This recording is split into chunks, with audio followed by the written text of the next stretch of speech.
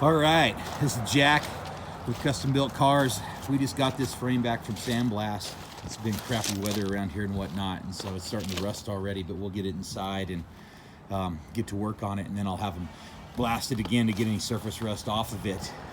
All of our frames, this is a 53 Chevy 5-window truck, and all of our frames we do this to start with. That way you're starting with nice clean metal and everything, and you can go around and clean up all the stuff that you don't need on it and whatnot, and cut everything off and weld up any cracks or holes and stuff that you don't want to make them nice and smooth.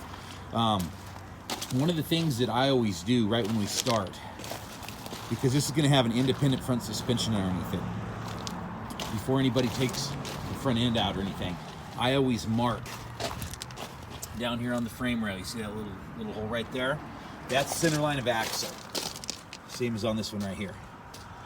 And that way when we put the new front end underneath it, you know exactly where it's got to go.